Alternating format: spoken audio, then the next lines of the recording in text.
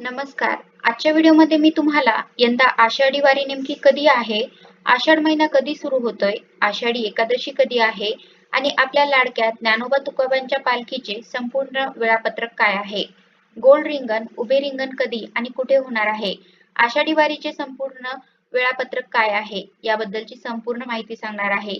पण त्याआधी तुम्ही चॅनलवरती नवीन असाल तर चॅनलला लाईक करा आणि सबस्क्राईब देखील करा. कमेंटमध्ये श्री स्वामी समर्थ किंवा हरि ओम विठ्ठलाय नमः लिहायला विसरू नका. अवघ्या महाराष्ट्राला, प्रत्येक वारकऱ्याला ज्या दिवसाची वर्षभर आतुरतेने प्रतीक्षा असते, तो सोहळा आता अगदी जवळ आलाय.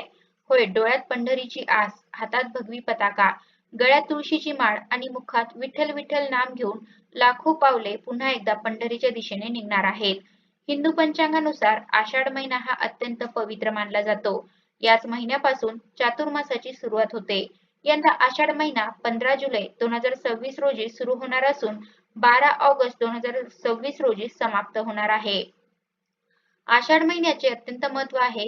हा महिना 15 जुलैला सुरू होऊन 12 ऑगस्टला समाप्त होणार आहे. चातुर्मासाची सुरुवात याच महिन्यात होते. भगवान श्रीहरी विष्णू, विठ्ठल आणि गुरुपूजनासाठी हा महिना विशेष मानला जातो. एवढंच नाही तर वारकरी संप्रदायासाठी आषाढ महिना हा सर्वात पवित्र महिना मानला जातो. आषाढ महिन्यातील प्रमुख सण कोणते असणार आहे? तर 15 जुलैला आषाढी एकादशी आहे. 26 जुलैला प्रदोष व्रत आहे.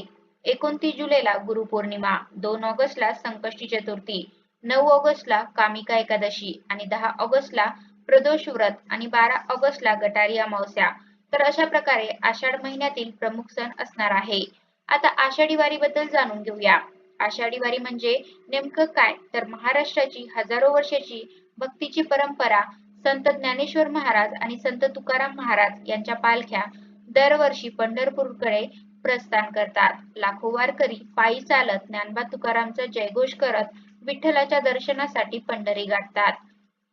जवळजवळ 800 वर्षापासून चालत आलेली ही परंपरा आजही तितक्याच श्रद्धेने पाळली जाते. वारकरी संतांच्या पादुकांना पालखीत ठेवून देहू आणि आळंदी येथून पंढरपूर पर्यंत पायी प्रवास करतात.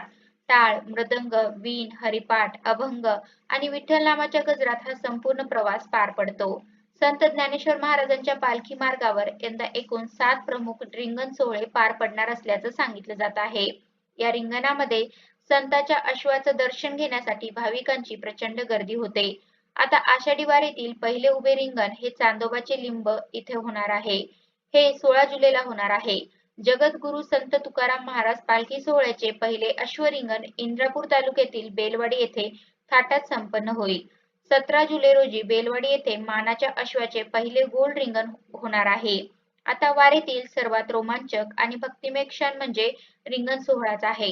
आता उभे रिंगण जे पालखीच्या मार्गावर विशिष्ट ठिकाणी आयोजित केले जाते. माऊलीचा अश्व वेगाने धावतो. वारकरी भक्तिभावाने दर्शन घेतात. गोल रिंगण हे मोठ्या मैदानात किंवा मोकळ्या जागेत होते. हजारो वारकरी सहभागी होतात. विठ्ठल नामाच्या गजरात वातावरण भारावून जातं. आषाढी वारी म्हटली की डोळ्यासमोर लाखो वारकरी, भगव्या पताका, टाळ, मृदंगाचा नाद आणि ज्ञानोबा तुकारामचा अखंड गजर उभा राहतो. या संपूर्ण वारीतील सर्वात भावनिक, उत्साहवर्धक आणि भक्तिमय क्षण म्हणजेच रिंगण सोहळा. वारकरी संप्रदायात रिंगणाला अत्यंत महत्त्वाचं स्थान आहे. संतांच्या पादुकांसोबत असलेल्या अश्वाला संतांचे स्वरूप मानले जाते आणि त्या अश्वाच्या धावण्याने भक्तांना संतांच्या कृपेचा अनुभव मिळतो अशी श्रद्धा आहे. यंदा श्री संत तुकाराम महाराजांचा 341वा पालखी सोहळा होणार आहे. 7 जुलै रोजी दुपारी साधारणतः 2 वाजता श्री क्षेत्र देहू येथील देऊळ वाड्यातून पालखी सोहळ्याचे प्रस्थान होणार आहे. पहिल्या दिवशी पालखी देहूतील इनामदार वाड्यात मुक्कामी राहील. 8 जुलै रोजी इनामदार वाड्यातून प्रस्थान करून पालखी आकुर्डी येथे पोहोचेल. 9 आणि 10 जुलैला पिंपरी कासारवाडी मार्गे पालखी पुण्यातील नानापेठेतील निवडुंग विठ्ठल मंदिरात दाखल होईल. येथे 2 दिवस पालखी मुक्कामी असेल. पुढील मुक्काम 11 जुलैला लोणी काळभोर, 12 जुलैला यवत, 13 जुलैला वरवंड, 14 जुलैला उंडवंडी, 15 जुलैला बारामती आणि 16 जुलैला सनसर येथे असेल. आधी सांगितल्याप्रमाणे 16 जुलै रोजी काठेवाडी येथे पारंपरिक मेंढ्याचे रिंगण पार पडेल.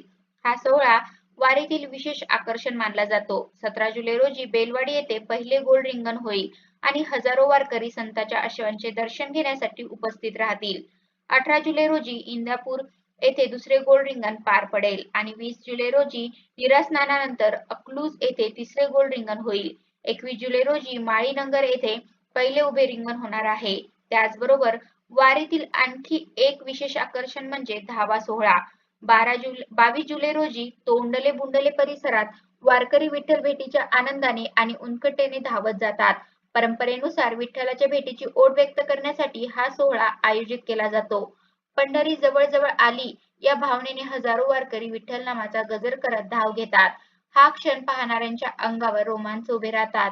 23 जुलै रोजी बाजीराव विहीर येथे दुसरे उभे रिंगण होणार आहे आणि यानंतर पालखी वाखरी येथे मुक्कामी राहील. 24 जुलै रोजी पादुका, अभंग आरती आणि अंतिम उभे रिंगण झाल्यानंतर पालखी श्री संत तुकाराम महाराज मंदिर, पंढरपूर येथे दाखल होईल.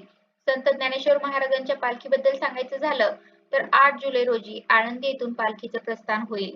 9 आणि 10 जुलै रोजी पुणे येथे पालखी मुक्कामी असेल. 11 आणि 12 रोजी सासवड, 13 जुलैला जेजुरी, 14 जुलैला वाल्हे, 15 जुलैला निरास्नान आणि लोणंद येथे पालखी मुक्कामी असेल. 16 जुलैला तरडगाव, 17 जुलैला फलटण आणि 18 जुलैला बरड. अशा प्रकारे 24 जुलै रोजी संत ज्ञानेश्वर महाराज आणि संत तुकाराम महाराज यांच्या पालख्या पंढरपूरमध्ये दाखल होतील आणि अशा प्रकारे 25 जुलै रोजी आषाढी एकादशीच्या दिवशी आषाढी एकादशीचा मुख्य सोहळा पार पडेल. वाखरी ते पंढरपूर हा अंतिम टप्पा लाखो वारकऱ्यांसाठी अत्यंत भावनिक असतो. बेलवाडीचे गोल रिंगण असो, माळीनगरीचे उभे रिंगण असो किंवा वाखरीतील अंतिम पादुका आरती असो, प्रत्येक क्षणी भक्तीचा महासागर हा उसळलेला असतो. लाखो वारकऱ्यांच्या मुखी ज्ञानोबा तुकारामचा गजर आणि डोळ्यात विठ्ठल दर्शनाची आस असते.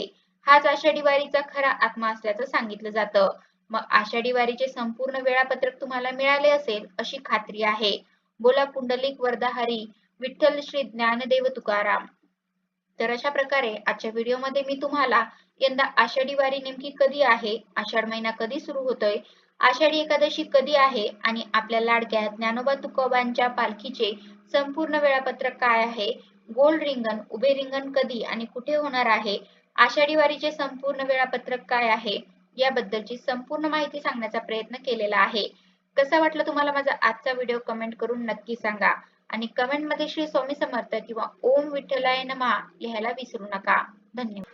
तुम्हाला जर हा व्हिडिओ आवडला असला तर तुमच्या मित्रपरिवारांसोबत नक्की शेअर करा आणि तुमच्या मित्रपरिवारांमधून जो कोणी आषाढी वारीमध्ये सहभागी होणार असेल किंवा विठ्ठलाच्या दर्शनाला जाणार असेल त्यांच्यासाठी तर हा व्हिडिओ अगदी महत्त्वपूर्ण आहे. त्यामुळे तुमच्या मित्रपरिवारांमधून जो कोणी आषाढी एकादशीच्या दिवशी विठ्ठलाच्या दर्शनासाठी जाणार आहे तर त्यांना हा व्हिडिओ नक्की शेअर करा. धन्यवाद.